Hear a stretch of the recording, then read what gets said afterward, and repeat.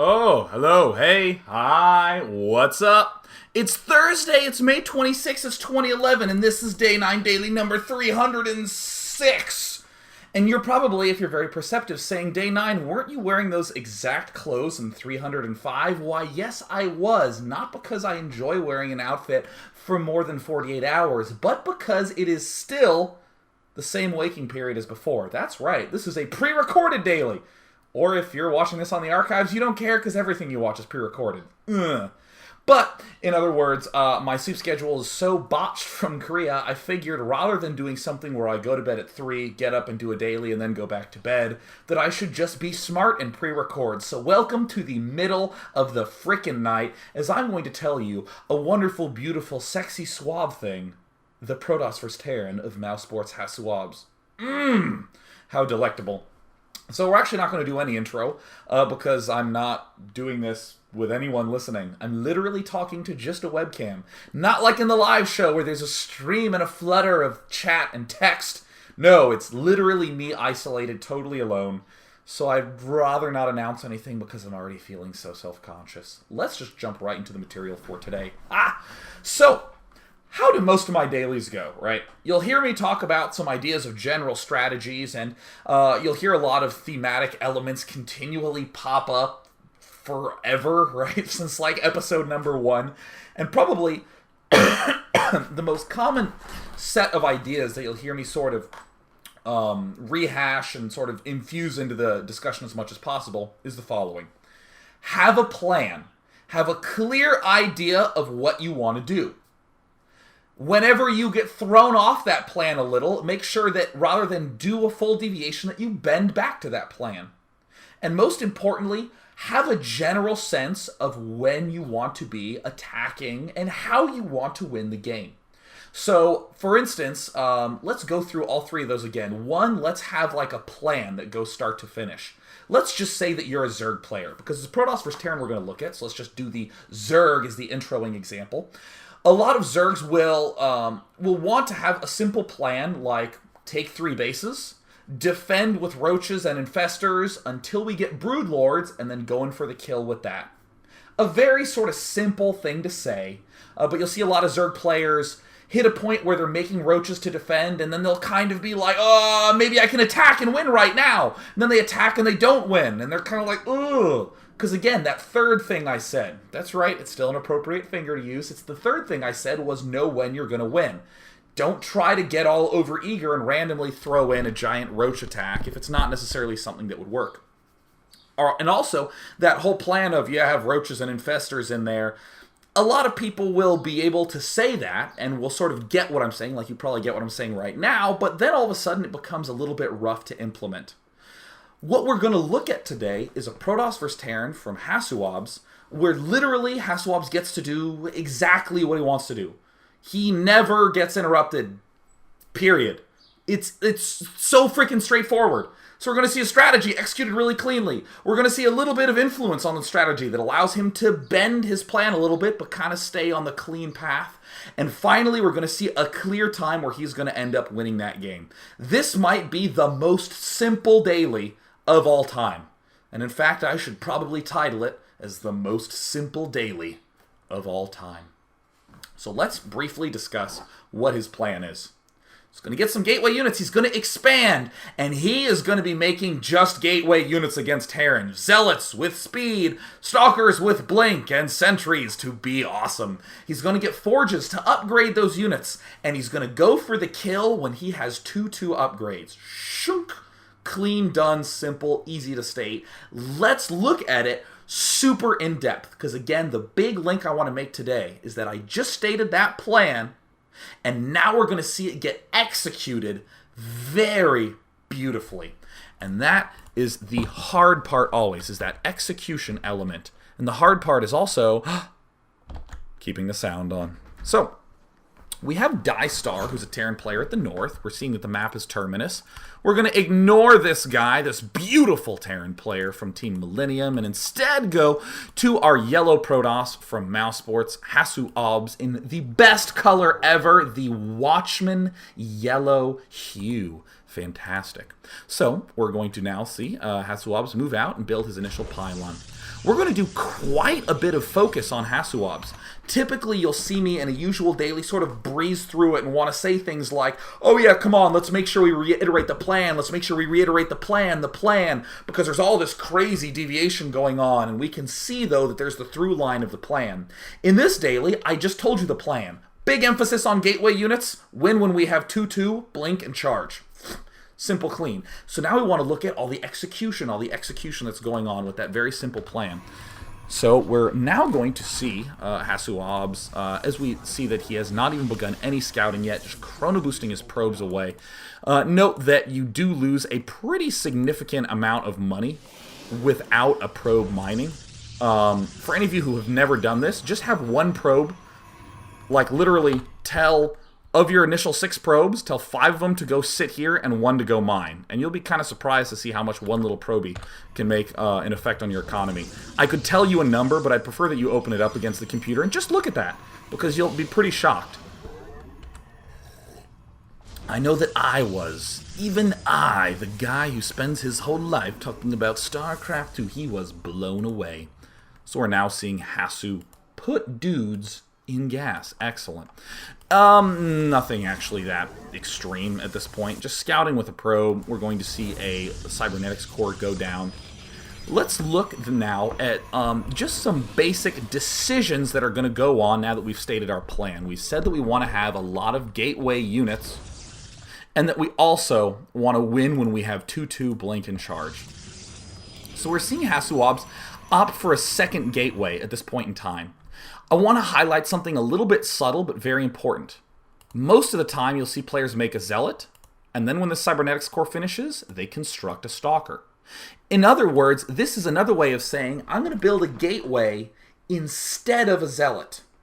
This is an example of an idea I talk about a lot, of swapping things out or rearranging or that sort of thing. We're swapping out a zealot for a warp gate, or excuse me, for a gateway at this point in time. Coolio. There is the warp gate going down. There's a stalker going down. And now we're going to get our second assimilator up. So in other words, we did not build a zealot for any sort of early defense, but you know, the map's terminus, so not that big of a deal. It's a huge map. All right, this is all we have seen. A command center. Oh my god, how embarrassing. We've seen a command center go down. We saw a Reaper kill our probe. Maybe we didn't see the Reaper kill our probe, but you know, we saw the expansion. And again, a super ultra important idea is less he's doing blank and more he cannot possibly be doing blank. So rather than looking at this and saying, aha, he's early expanding, I want you to emphasize a little bit more, oh, he's not going Banshees. Oh, he's not going tanks yet, or something along those lines. He's not doing some sort of big aggressive Hellion opening or something like that as well. So we're going to see HasuObs, interestingly, not really use this other gateway for a brief period of time. You can actually just not build this assimilator, and you can use the second gateway.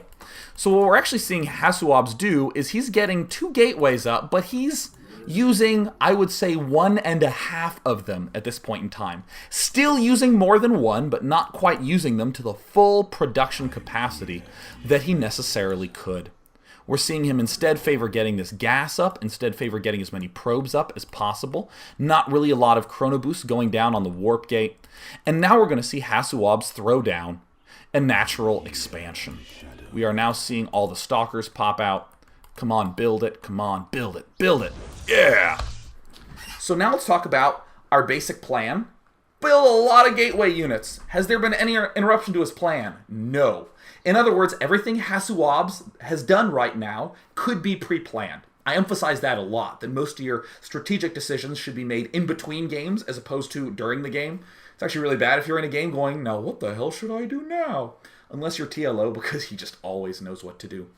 Everything here could be pre-planned, so we want to discuss it in that pre-planned context.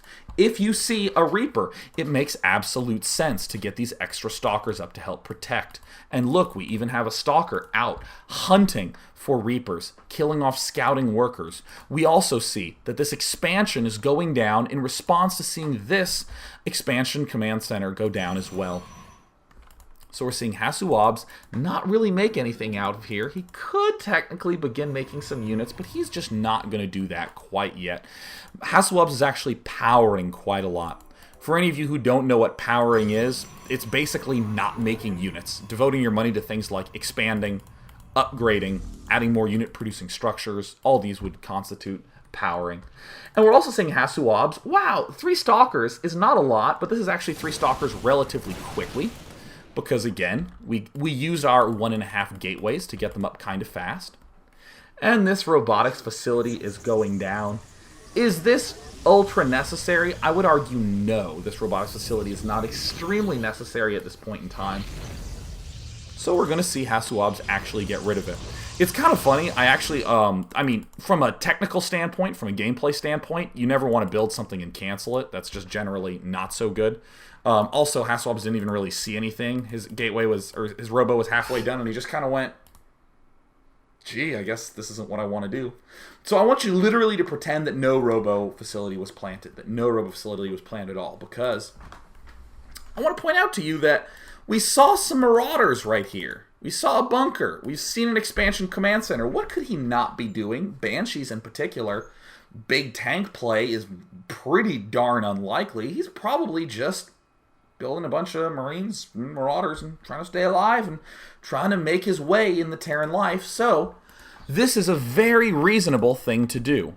This is an extremely reasonable thing to just say, well, hey, I may as well begin getting a lot of gateways because I do need to have enough units to match his no doubt high barracks count. And also, favoring that high gateway count, I'm going to get something to reinforce it, like a Twilight Council. A lot of Korean players like getting a forge quite early. We see HasuObs building some sentries, still just 3 Stalkers. But we're seeing sentries because sentries are high on gas, low on money. Money that we are now spending on gateways. Money that we are spending on this Twilight Council. Yeah, I mean, sure, you want to build the sentries early because you can build up a lot of energy. But I want you to think of the bigger, broader consequence of building sentries, which is money. Always think of everything you build in terms of money. It's so easy to get excited by clever things like, ooh, you can do this or that fancy micro trick. And instead, I just only want you to think about money because, again, this is the simplest daily in the world. This is HasuObs getting to do exactly what he wants to do uninterrupted. Completely uninterrupted. The only thinking that HasuObs has had to do is to say, is there going to be, or what do I see at the front? I see marauders, I see an expo, boom, plenty of information. There's our zealot leg coming down. We now see forges going up, one down here. We're actually going to see another forge get planted up here at the top. Lot of powering going on. Not a lot of units being constructed by HasuObs, just generally lots and lots of powering, lots of probes, lots of chrono boosting on these sorts of upgrades. Stalkers still well planted to be able to check for anything incoming. Stalkers aren't being passive. Other ranged units staying at home in case anything else creepy ends up sneaking in, like a Reaper, maybe a drop. We're going to leave the Zealots out front or in back as well. Another thing to note, oh, where are you? There you are, Stalkers. Stalkers are very fast and can retreat easily. These are slow and cannot retreat easily. We're seeing HasuObs still do a lot of powering, adding more unit-producing structures, now getting 1-1. Now getting 1-1 upgrades. A probe now advancing forward. Could likely be used to maybe build some forward pylons. Just going to be used to hold an even more forward point. Another pylon going down. And at this point in time, we see more gateways going down. Gateways galore getting produced. 9 gateways total. What has HasuObs seen? Nothing at this point. This is one of those things where it's important that you understand timings. I would like to note that DieStar has only just now finished this starport. I'm going to show you something really interesting. 9 minutes and 21 seconds. Let's keep that timing in mind. Keep in mind that HasuObs literally has scouted twice. First with the probe to see this expansion command center. Second with Stalkers to see Marauders. That is it. That is all he has seen. I want you to watch with me how important timing is in the decision-making process of HasuObs. He has plenty of gateways. He has 9 gateways that we saw before we restarted the game. But look, we're going to see Expansion Command Center go down. We're going to see a Reaper go down. Okay, we're going to see another barracks. We're seeing another barracks. We're likely going to see Stim get started relatively soon here. Looks like no Stim. Yeah, actually no Stim at this point in time. Getting add-ons, continuing to build. Look at Terran's money. Look at how low it is. It's in the double digits. Boom. This moment right here at 6 minutes and 21 seconds. Last time that Protoss ever scouted this Terran player. Notice Terran has not yet built a factory. Continue to watch with me. Factory just now finishes construction. Terran got a pretty reasonably quick factory out. I mean, hell, look at him. He only has 3 Marauders and 4 Marines, and he's getting a factory pretty fast. Pretty fast given his early expanding ways and the fact that he went for 3 barracks. Now I see a starport getting constructed as quickly as humanly possible after this factory ends up completing. And then he's going to lift this and to rearrange it and move it over. And only now, bam, at 8 minutes and 50 seconds. That's the first time that these medevacs can actually begin construction. He gets supply blocked a little bit and can't actually end up building them for a little bit of time, which you know is a little bit unfortunate. But this Terran player is a class of Terran players who will be going for drop. Sometimes Terran players, you'll see Marine King Prime do this if you've been following the GSL, where he will attack before medevacs with an excess of barracks. That's another class of player. Look at how HasuObs' style accounts for both of these. Just based on timing. Not based on scouting, based on timing. Based on timing. HasuObs.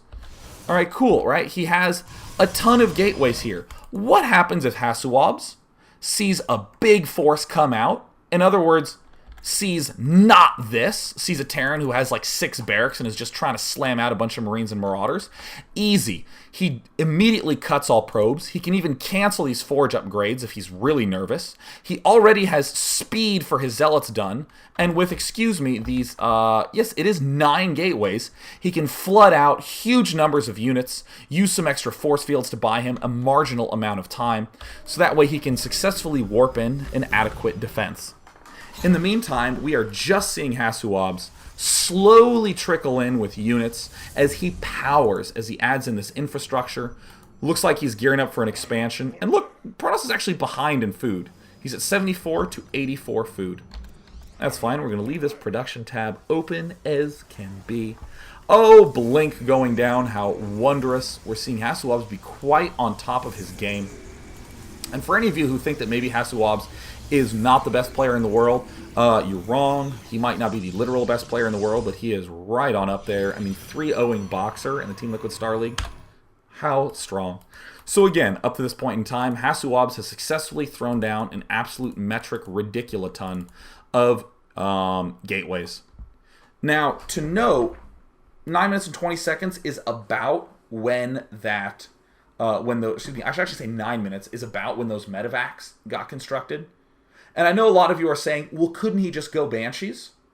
Well, if 9 minutes is when medevacs could start, then 9 minutes is also when Banshees would start. And Cloak takes a long-ass time. Now, for any of you who did not know, a Banshee has a 60-second build time, a full minute. So in other words, 10 minutes is about as early as a Banshee can pop out. Did you need to get that robo to scout for that? No, that's just the physically only possible thing that our opponent could be doing. Now, here's where this deviation idea comes in. If our opponent did go for Banshees because he's nutty, in other words, he's the little one, we can just build cannons. We have that capacity to do that. And if for some reason we are having trouble timing our cannons, what we really should do is do just one more little poke at the start. But fortunately, HasuObs, at this moment in gameplay, oh, how glorious, his probe didn't see an army. His probe sees an army composed of Marines with no combat shield, and Marauders, and most importantly of all, medevacs. I am once again crossing off that Banshee possibility. Similar to how I saw his command center at the start and crossed off fast Banshees, I'm seeing the medevacs now, and I'm crossing off delayed Banshees. So I'm feeling quite confident in not building cannons here, in not building a robotics facility anywhere. I'm quite confident that my 9 gateway play was indeed the money play. So now let's actually glance up here at production. We're seeing these upgrades wrapping up. We're seeing the blink wrap up. And what else are we seeing? Just units. For actually quite a while, we're going to see just units and pylons. HasuObs is awesome and supply blocks himself because he likes to let you know that you can supply block yourself and be awesome too. Now, has HasuObs tried to take a moment to attack? No. Has HasuObs tried to do anything overly aggressive? Well, no. He's just kind of done what he wants to do, which is to get these upgrades. And he wants to just power, and he wants to get 2-2. Stalkers moving out. Now, I want you to, again, notice like this is very, very subtle. You might think to yourself, oh yeah, derp, derp, derp. He just went for charge fast, and then he just went for blink right after that. Well, no, no, no. He went for charge really early. It was one of the earliest things that HasuObs had. He actually got it before he had Zealots, because that was a defensive precaution. If a big rush comes, the Zealots are what are going to help me stay alive. And what about these Stalkers? Blink, did he just get that next? Well, that's part of it, right? Because he can't get both upgrades at once. He's getting Blink so that way he can continue to wander around with his Stalkers and maintain this scouting. Because suddenly Terran's now moving around the map. Suddenly Terran's on the way out. Notice the timing of this. When is Terran comfortable moving out? When those medevacs finish. When do the medevacs finish? Close to the 10-minute mark. When is this blink done? Before the 10-minute mark. So these Stalkers now are able to keep an eye on the army that's in the middle of the map. And what happens if they get pressured like this? What do? Well, they blink and run away. Brilliant. Absolutely brilliant. Subtle, brilliant, totally kick-ass. And now we see the +2/+2 getting chrono boosted. HasuObs has been in a defensive footing for a long time. Uh-oh, do I have enough Zealots? Uh-oh, do I have enough Stalkers? Do I need to start warping in things yet? Look at HasuObs. Look at how bold he is. He is making another gateway. He is making probes 3 at a time. Now, if you just glance with me as I select these, look at how many units he can make. All the gateways are capable of building units right now, but HasuObs is still powering because these Stalkers, these Stalkers are giving him the chance to know that he can continue to get away with it. And then, feeling a little bit of pressure, now we're going to see more units get made. And there's a scan. Oh my goodness. Again, notice that exact same concept. Stalkers constantly poking, blinking to pull back. Oh my goodness, a drop in the main. Stalkers go there, but very few. This is really key that he's not just 1Aing his army back to retreat. He's sending out his Zealots to the front. He's bringing these Stalkers to the back. And then we're going to see, oh my gosh, look at that Protoss clean up that Terran. Look at how there's no more probes being produced, no more nothing being produced, just the upgrades that we started a while back, and in the near future, just units we're going to see. You see some pylons getting produced, but look at that, hey, 6 Zealots. Now, when is Protoss attacking? Not until his 2-2 finishes. Protoss has gotten to do what he wants to do all game long. And, again, he knows exactly when he wants to attack to win. It is when he gets 2-2. Not when he kills off the opponent's force and herpy-derp. I'm so excited. I will not, delay my excitement and I will press forth. No. HasuObs will position himself at the front calmly, make a lot of Zealots calmly, and then kill the Automaton 2000 enragedly. And now, look at the same principle, poking with the Stalkers. Oh my gosh, all of our sentries coming back. Oh no, oh look, a confrontation. Very calmly reorganizes his units. Doing a little bit of poking. Now we're at 2-2. Why is HasuObs being aggressive? Because before the game ever started, HasuObs said to himself, I will be winning this game with a bunch of 2-2 gateway units with charge and blink. When is HasuObs going to attack? Not a second before all that is done. Whew. Right, that's good. He's good. He's really good. So there he is, being good. Being a good person. Yep, warping in more Zealots. Generally, you have some sort of killing thing. I wish I had a better word than thing, but, you know, Colossus is the unit that will allow Protoss to attack a lot. The tank is the unit that will allow Terrans to attack a lot of times. The Brood Lords is when the Zerg is allowed to go attack and win in a lot of circumstances. And in this case, there's no unit that's allowing us to do it. It's our 2/2 upgrades and our Charge Blink upgrades. And we're seeing HasuObs go nuts, right? The instant that he has those 2/2, holy cow, look at this guy going for the kill. Is he getting more upgrades? No way, sir. I'm going to be blasting you with my Charge Lots, with my Blink Stalkers. And even though this seems like hardly any terrain to work with tactically, you can work with it brilliantly. With this sort of composition. This is just kick-ass. Look at how simple and how clean this is. Absolute simplicity in the statement of the build. Commitment. Gosh, I sound like a PTA mom referring to, you know, the 6th grade elementary school class. He committed to excellence and leadership at the highest levels. Oh man, this is just really good, right? And now we're going to see HasuObs advance forward. Doesn't seem elegant. It's not like the siege tank where we defend the siege tank and it kills everything from afar. This is a very brute force seeming method, but I would assure you that this is a very elegantly done brute force. Look at the way HasuObs maneuvers around, splitting up the Zealots to punish 2 locations at once, and then rings his Stalkers around the Rosie while he gets 11 more Zealots to the front. And is completely overwhelming Dystar, who is at 1/1 upgrades, isn't violently behind, but HasuObs has all the upgrades he will ever need, very smartly positioning his Zealots and Blink Stalkers to do maximum damage. Really cool.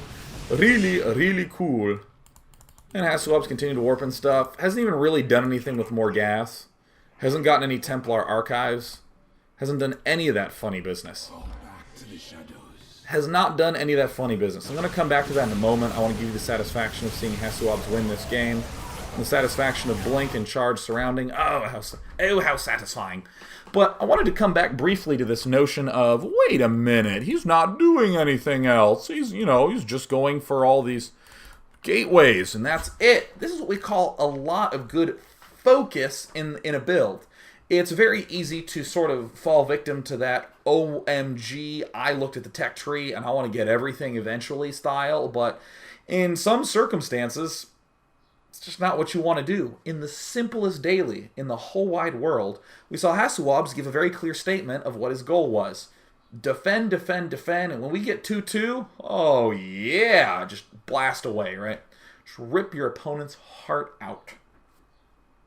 And that's all he did. There was no tech to Templar. There was no cute drop coming up. There was no sudden tech switch over to Immortals or Colossus. Just drilling everything into that moment.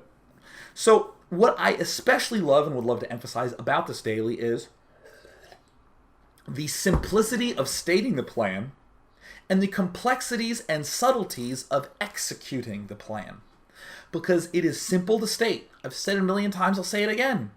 He's just going to expand twice, get a bunch of gateway units with Charge and Blink, and he will not attack until he has 2-2.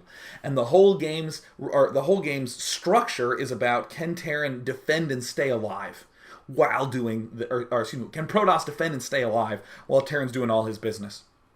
But the complexity in the execution comes largely from the tactical movement in the center. And from scouting the front. There was no movement into the main to be like, what exactly is going on in here? No, he just saw the command center going down. He saw some Marauders and was like, sweet, I know exactly what I need to do. And I know exactly when I need to get worried based on timings. And you saw HasuObs building probes, building gateways, building forges, not building units, just sort of doing this kind of dance, like, is he coming with anything yet? Is anything moving out? Okay, I'm going to position my Stalkers at the front. I'm going to attack him. Okay, let me come back to this watchtower. Is he moving out? No. Let me move a probe even farther up, so that way I have a little more time. Still building probes, I'm still building pylons, and I'm still building gateways, but I have like 10 units total. And now I'm going to get Blink. I'm going to continue to position around the middle. And you saw HasuObs try to get away with as much as he possibly could. In fact, HasuObs' play looks remarkably like Zerg versus Protoss, where you'll see the Zerg drone and drone and drone and drone and drone, and then suddenly 50 roaches come out to defend the attack, and whoo, barely managed to stay alive, and I have 100 drones. Bam! That's the exact style that we saw from HasuObs. There are little rearrangements, such as the getting of the stalkers upon seeing the Reaper, stopping production from the gateways, but still having them just in case. So I would like all of you to realize that this is an inspiration to both Zergs and Terrans and Protosses. All three of those both, right? Like, it is really cool to see someone have such a clean, simple plan, to not be interrupted in that plan at any point, and most delightfully to see that clear kill move, the clear kill moment in that build. Now, for you, it might be a timing attack that's your kill moment. For you, it might be a unit that's your kill moment. In this game, it was the upgrades, the charge, blink, and double +1, or excuse me, +2/+2. That was the moment. But you should really have that no matter what your play is, knowing, yeah, I'm going to kill him here. And it doesn't have to be, I'm going to kill him here. Did that work? No. I guess I leave the game. It doesn't have to be just like flipping a coin, you know. You can say something like, here's a timing push I'm going to do. And I'm going to make an attempt to kill him. Attempt number 1 happens right here. And then attempt number 2 happens as I'm taking my third. And then once I have that third up, I'm going to poke here and then poke there and alternate that back and forth. I'm going to have a continuous set of attempts here. What am I describing? Basically Terran versus Zerg with Marine tanks. You do an early Marine tank push. That's your first attempt. As you're taking your third, you generally have a second push. And that is your second kill attempt. And then as you have your good economy established, you're basically continually trying to push and poke and prod at Zerg while dropping. That's fine, but you'll notice these are still clear, distinct moments in time. It's not me just saying, I'm going to build Marines and tanks, and if I get a feeling at the bottom of my spine, I will move out to attack. Don't trust the bottom of your spine. It's a tailbone. Humans don't even need it. It's just there to get broken if you sit on things funny. I always end the dailies with a bang. So with that, that was a very simple, short daily. That was about 32 minutes long, but I would like you to take home the lesson from the simplest daily ever, that if you have a plan and you execute it with little deviations and stick to it, and make sure you have that kill sequence, you, like HasuObs, could be one of the best Protosses in the world. How cool. How cool! All right, wish me luck in resetting my sleep schedule. That's for you. Until we meet again, I am Day 9, full-time StarCraft 2 commentator and player.